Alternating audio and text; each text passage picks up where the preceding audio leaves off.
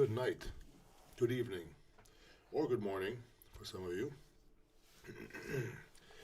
It is November 1st, and another day is about to finish. Another day clean for me. Grateful for that. Every day is pretty much a miracle, they say. For me being clean of how it was. So very grateful and happy of the new life I built for myself. And it is possible for each and every one of you three viewers, two, three viewers, to have a fulfilled, meaningful life without too much suffering, right? Suffering will always be there. We can't eradicate it. That's normal. So welcome to the Antoine Anonymous live stream.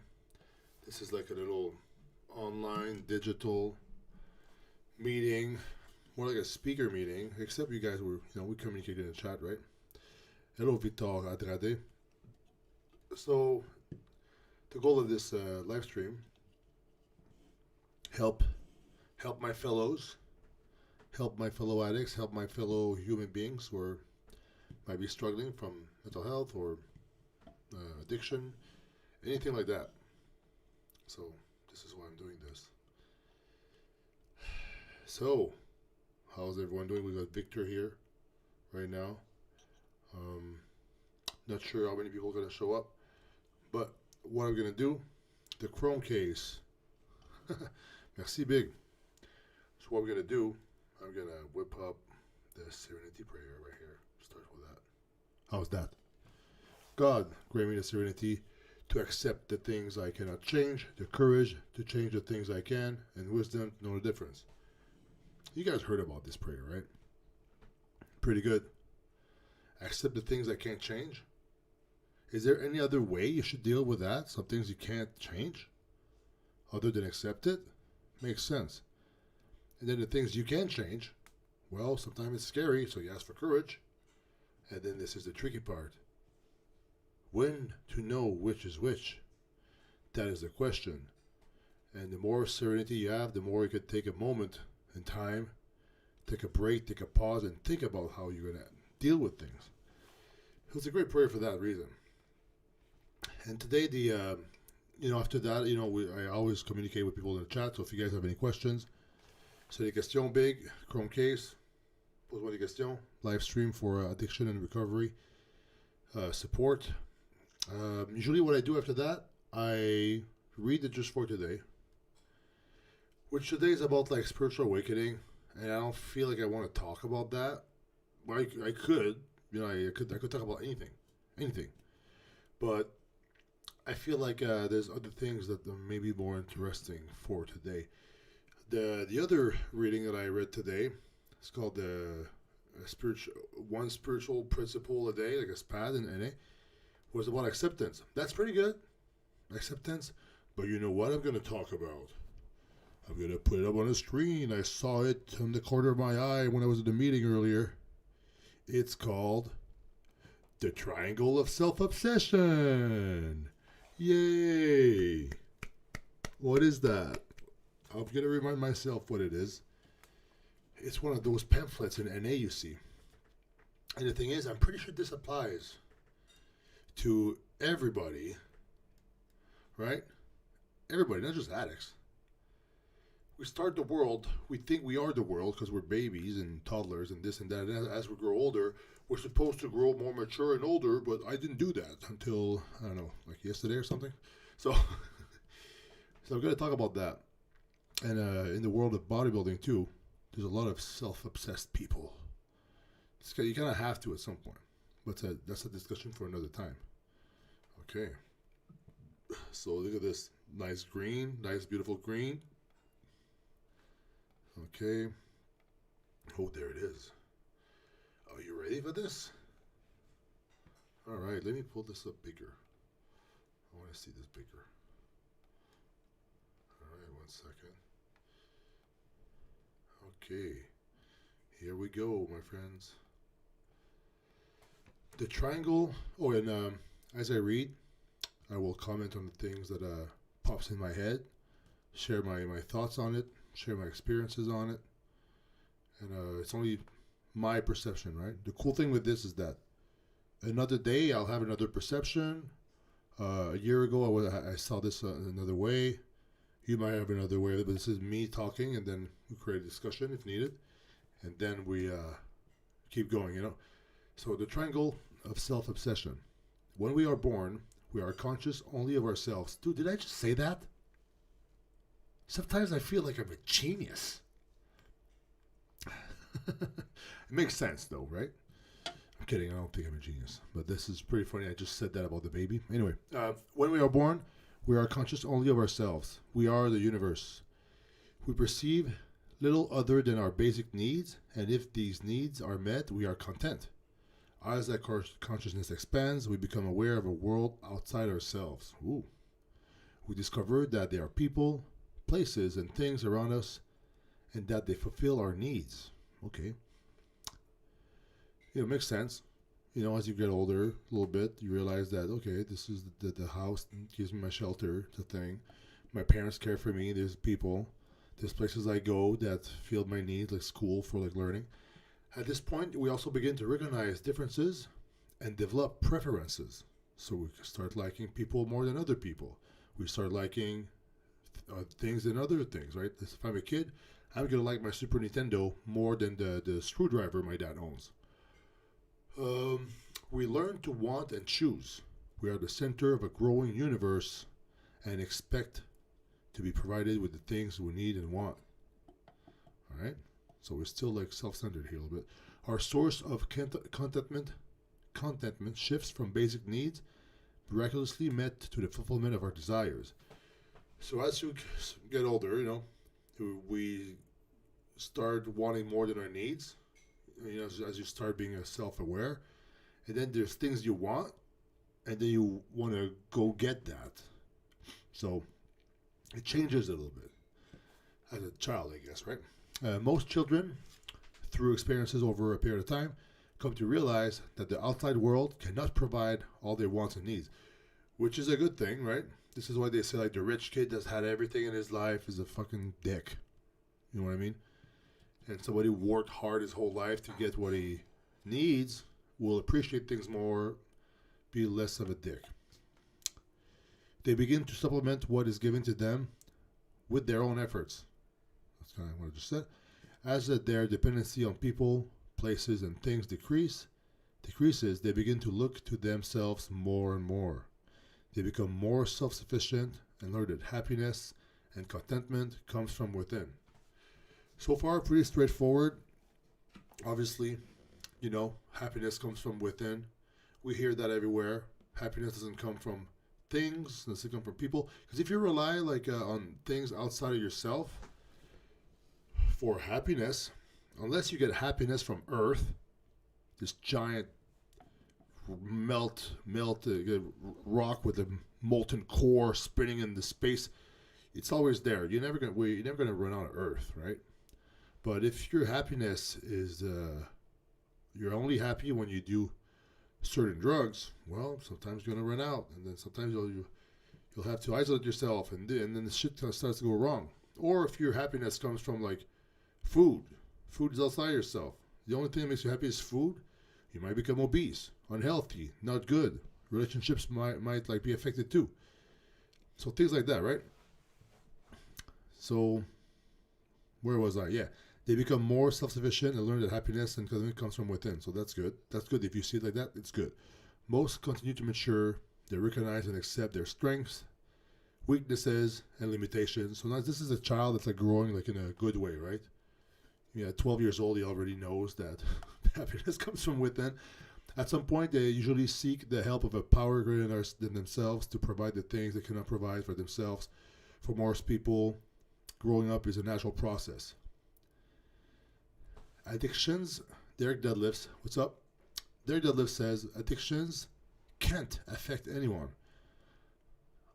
Do you mean addictions affect everyone? I'm not too sure what you mean by that. But look at this. So that's a natural process of a perfect, almost like a perfect human being. A child grows up, knows that he has to work for things, and things, the happiness comes from within. But this is it. This is the part where talk about the addiction here. As addicts, however, we seem to falter along the way. Like something happens. Yes, happy Saturday, brother. That's what I thought you meant. Yeah, because now it sounds like you said the opposite. Yeah, addiction doesn't exist. Oh yeah, it does exist, right? So as addicts, however, we seem to falter along the way. We never seem to outgrow the self-centeredness of the child. See, that kind of happened to me. We never seem to find the self-sufficiency that others do. I was never satisfied. I always felt I was not good enough, that I never had enough, that I didn't do enough. And even today, not today, but yeah, today, every day, I feel like I could always do more. Because it's true. But I should be happy with what I have too, right? It's a constant battle. We never seem to find the self-sufficiency that others do. We continue to depend on the world around us and refuse to accept that we will not be given everything. We become self-obsessed. This is when they become self-obsessed, the addict. Our wants and needs become demands. We reach a point where contentment and fulfillment are impossible. I felt like that. Derek says it starts from the parents too, just chilling on the couch. LOL, my sister is a psychologist herself. She would slap me if I said that. Well, I mean, the parents is like, it's what you see, right? For example, I'll talk about my own example. My mom was doing everything she can. She really showed me that, she was working hard to try to provide, My dad was there for a little while, and then he just pieced out. They divorced. He got his shit together. Then I stayed with my dad for a while. Everything was good, but then my dad, go back into drinking, and he wasn't around as much, and also maybe it was my own fault as an angry teenager. I didn't understand my dad, why he couldn't just get his shit together and stop drinking. I understood later. So forgiveness came later when I went through my own stuff, right? But yeah, so I lacked a lot of love when I was younger. So I felt like something was missing. And then I tried to fill that void with exterior things, maybe woman, maybe drugs, maybe both, probably both. So Danny M says, "What's up, Danny?" He says, "Antoine, I was finally able to go to a music festival sober without even thinking about drinking or doing other things. Felt liberating. Hope you're well." Hey, congrats! I tried that too before, and I failed, and I've done it also successfully. And my trick is, Danny, maybe you did that. I actually went there with a sober partner. That helps a lot. Sober partners, it's good. And everywhere I go, my sober partner is always my wife. So that's amazing. But it did help. Derek says, "What did I dress up for Halloween?" I was a farmer. I had these denim overalls, and because my son was a pumpkin. Just funny, right? All right, let's go back to the thing. But yeah, Danny, good job. It's not easy sometimes, because I feel like if I would still go to an after hours, why would I even be there, right? I would be like, should I be here? I don't know if I should be here. And I would be too distracted by the fact that there's drugs everywhere. I don't think I would really enjoy myself. I would get tired probably really quick too because I wouldn't be under the influence. But the place where the safest is at home, except I guess if you're isolating yourself. But for me, it is. Safest place is here, right? I gotta avoid all the people, places, and things that made me use drugs before. And yeah. So let's keep the reading going. We reach a point where contentment and fulfillment are impossible. I was there, like I said, right? I could never feel really fulfilled and comfortable and just happy with myself. I always had to seek out. People, places, and things cannot possibly fill the emptiness inside us. See the void I was talking about? And we react to them with resentment, anger, and fear. So when I didn't have what I wanted, I would get if somebody would get in the way of me getting what I wanted with drugs, whatever, partying, I would kind of react and really fight back and either avoid these people or get angry, or if my dealer wouldn't pick up the phone, I would be afraid that I would run out or not remove this horrible feeling I had of the craving, right? Um, yeah. Danny says, "Thanks. I miss the music. The afters I skip. I was bed by midnight. That's the way. That's the way to do it, Danny. Home by midnight. That's the way to do it. There's nothing really good happening after midnight. If you're like in recovery, like we gotta be home as soon as it starts getting dark. I can like I just went to dinner the other day with some friends, and then it was like people. It was like in Hamilton, so people were like just walking around and stuff, and then I could feel like this is like I could see what if I had like no recovery, I would have probably like started like a little bender there probably I don't know. It's just sometimes I still feel that little evil energy in the back that has a little pull, right? But then I have a much stronger pull to go back home to my family now, so I'm grateful for that.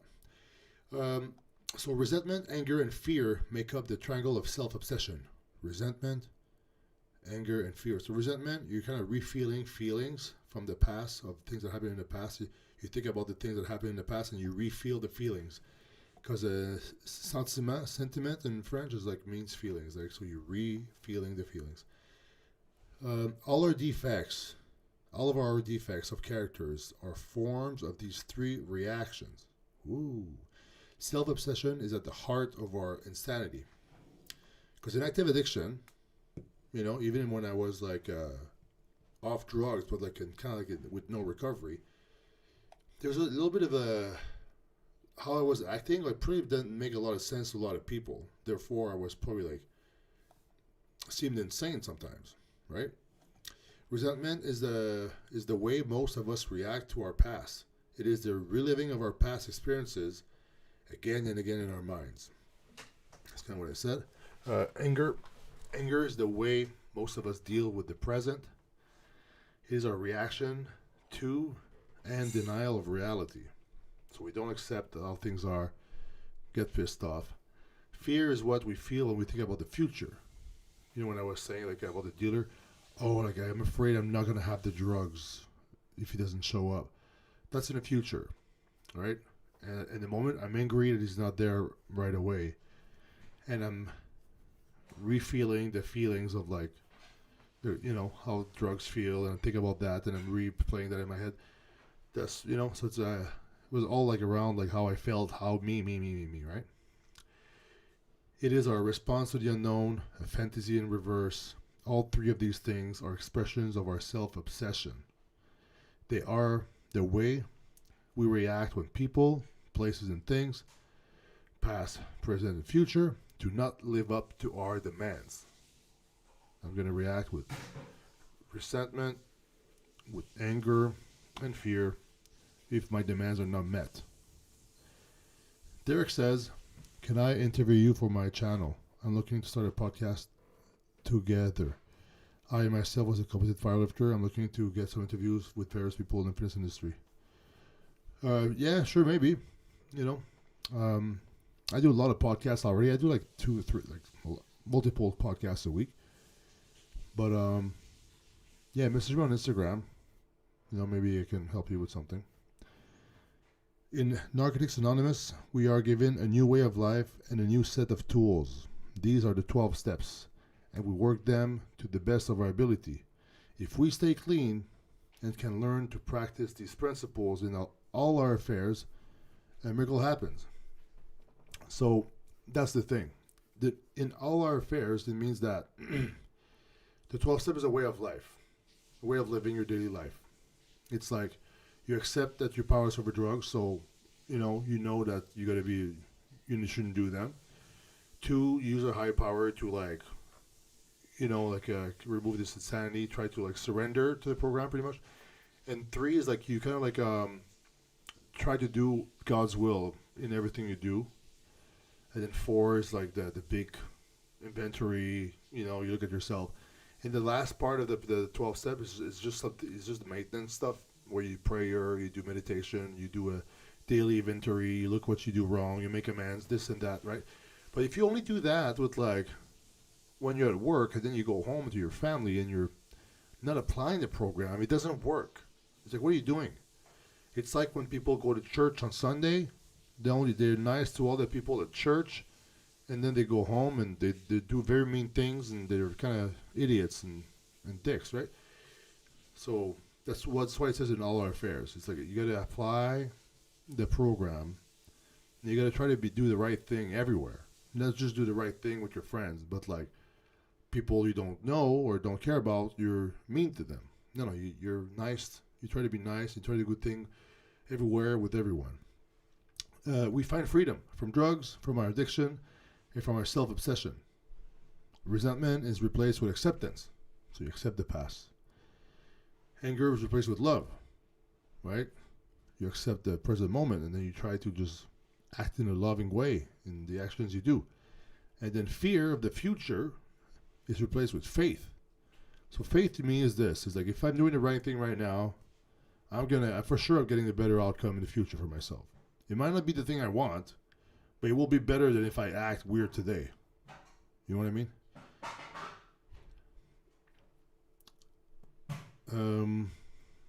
Yes. I was just reading Derek's chat. We have a disease that in the end forces us to seek help. We are fortunate that we are given only one choice, one last chance. We must break the triangle of self-obsession. We must grow up or die. It goes back to the child that's like self-centered. And a normal child grows up, matures, and then realizes that there's a world outside of himself. For addicts, it's kind of delayed. Delayed by trauma, and then also, say if you start using drugs as a teenager, your growth kind of stops when you start doing drugs. So there's a lot of like 15-year-olds, 40-year-olds out there who just like drank their whole life or did drugs their whole life. So they didn't mature yet. They have the emotional intelligence of a 15-year-old. You see these people around, right? We all have friends that like they're like in their 30s, 20s, or even they're 40 years old or older, and they're just like acting weird. They like talk shit. They just like they think it's about them, whatever. There's always those out there. It's like some people they're smart at like other things, but they're like kind of dumb with their emotions, and they're not mature, even if they're older. They always think they're right, then they can never admit they're wrong. Things like that, right? Like a child. So it happens. So they're self-obsessed. Whoa. I mean, I was like that. I'm sure sometimes I probably still like think mostly like about being some things, but like honestly having a child kind of breaks that cycle for sure. And also being in a program really helps, right? And also I'm doing this live stream every week, a way of giving back to the outside world. So I'm doing little things like that to try to just like not be self-centered. Try to like, there's a world outside of myself, and I'm aware of it, and I try to act accordingly. So, yeah. So let's read the last line here. We must break the triangle of self-obsession. We must grow up or die. That's crazy. We must grow up or die. Do they mean die emotionally, die spiritually, or literally die? I mean, if I kept doing drugs, when you run out of money, it's like you can't do as much drugs as you want. You become homeless. That's why like these homeless people, so a lot of them, they can last for so long, because if they had all the money they could have, they would probably die way quicker. You know what I mean? So, yeah, as an active addiction, die way quicker. The way we react to people, places, and things. So, negative way would be resentment, anger, and fear. So, resentment is in the past, anger about the present, fear of the future. And the positive way is that you accept the past, you act, you try to act out of love with everything you do. You try to do what God would want you to do in a situation, right? And then you have faith of a good future. Because if you're doing the right thing today, like I said, you're going to get a better outcome for the future, for you. You're not going to have, we never have everything we want, honestly. That's part of like being mature, right?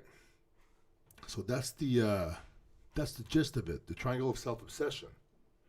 Resentment of the past, anger of the present, fear of the future. I'm sure we could all like think of things like that.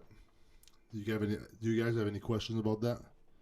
It's pretty good. So Derek says, it's amazing you were able to reach such heights and success in bodybuilding despite your drug addiction. Money definitely causes addicts to die young. We see in the music industry in particular. You're right. Like actors and like the dirty seven, not dirty, but the cursed 27. You know, a lot of people, they don't last. They don't even make it to the 30s. They die before that. But honestly, I had success in bodybuilding because I didn't do. I was not a full blown addict until I got my pro card, and then there was a 5 year where I really struggled, and I didn't do anything in bodybuilding. You know, I was away, and then the whole world, the whole industry continued on without me. Then I came back in 2018, and I was clean. Then I had a relapse after that at some point. But yeah, like me without drugs, yeah, of course, like I have success and whatever, right? I do well for myself. You know, shelter, food, good friendships, and relationships. But if I'm on drugs, there's none of that. If I'm on drugs, I'm not sitting here on a computer trying to like help people online. I'm just out somewhere with people I don't know and doing drugs. You know, it's like not doing much. So from 2013 to like 2017, big struggle for me. I didn't do anything in bodybuilding. I would always say like I'm coming back. Never the Nordic Pro. Coming back to the Nordic Pro. I was 14 weeks out to this, X weeks out to that. I never made it. I was never making it. Even my friends thought I was a lost cause. My friend Frank loves to like remind me that he gave up on me. He thought I was never coming back. Thanks, Frank. But it's honest. It's like I guess this is the vibe I was giving out. I was too crazy. It's only when I knew I was coming back. Honestly, I knew I was coming back. It's just when I decided to try to come back, it was just like a long process. Leon Vlad, hello. Little comment emoji. Welcome to the live stream. We just finished a reading on triangle of self-obsession here, and it was very interesting. It's pretty much when we're babies, we're self-centered with our needs, and then we have wants as a child, and then we have to learn that we're never going to get everything we want, and then there's a world outside of ourselves. But then when drugs come into play, addicts, it's kind of delayed. We never quite get it until we really, submit to like a recovery program or gain some wisdom through like pain and suffering. So yeah. Lydia Johnson says, I still watch your old videos, pure comedy, entertaining. Thanks. Thank you. So yeah, anyway, any questions about this reading or maybe addiction, mental health? Are you struggling with something? I'll get some questions and then we're going to shut it down. All right. So happy you guys came on the live stream there. I do one every week. If you want to be notified about my live streams, you can just hit the bell button. So you subscribe to the channel, you press the bell button, and then when I do a video or when I get online, you get notified. Because I've been like doing live streams every week more than I do videos lately. It's just what I've been doing. Just what I've been doing. So if you guys want to get a place where you can like get some positivity online, get some recovery if you're struggling, get some, I'm not going to say wisdom, but get some information on like overcoming mental struggles, well, hit the bell. Subscribe to the channel, hit the bell, and then you'll be notified for the next one. So any questions, anybody? Derek, you got a question? Danny Boy, Danny M in there. Anything you're struggling lately with your recovery? You did say you successfully went out and came back home. That's good. Anything else that you're planning with your recovery, and maybe I can help with something. But Gary D, my pleasure. Gary D in the house. Derek says, I hit the bell, so I'll be notified. Cool. Hope to get a full 30 minutes to an hour with you sometimes to have a good heart. Yeah, I mean, I don't mind. I don't mind. I mean, it just depends with my schedule. There's a lot going on, you know, with the baby and stuff. Like, I feel like I wake up, it's baby, then I got like this thing where I work in the middle of the day, and then I take a nap, 'cause I'm tired, and then I wake up, and then it's like it's baby, and then dinner, and then dinner, and then it's like baby goes to bed, and then now I got time at like 9 p.m. to do stuff. So this is why I got on at 9 p.m. this time. But yeah, happy you guys came, and hit the bell if you want to be notified for the next ones. I did a couple ones on like Tuesdays, and there was more people. So maybe I'll do Tuesday this week.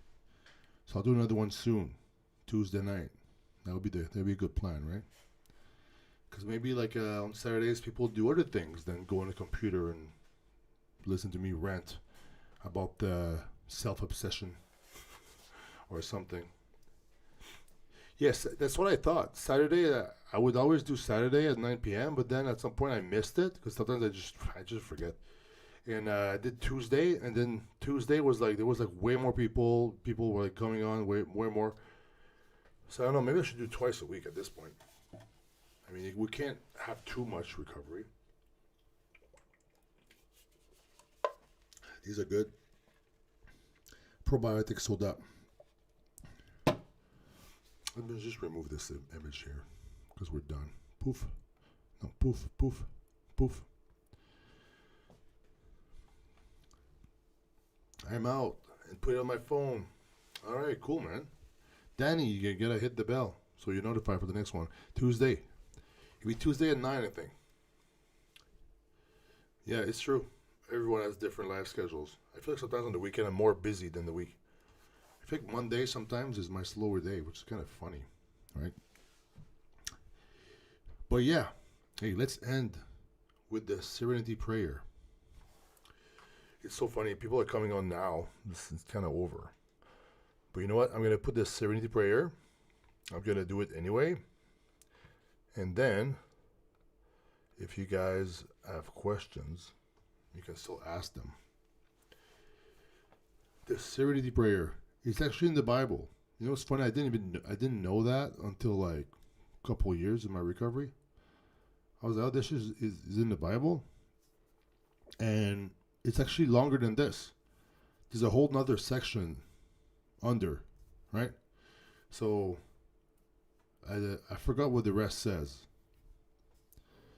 But yeah, let's read it. God, grant me the serenity to accept the things I cannot change, the courage to change the things I can, and the wisdom to know the difference. So, things you can't change, the best way to deal with them is to accept them. It's like if it's raining outside, you're really angry about the rain.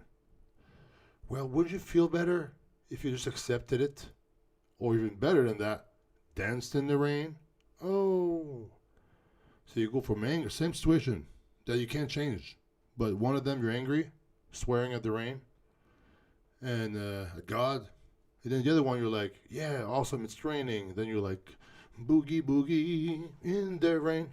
I mean, the option number 2 sounds way better. Boogie in the rain, right? But then there's things you can change. It's a time it's scary.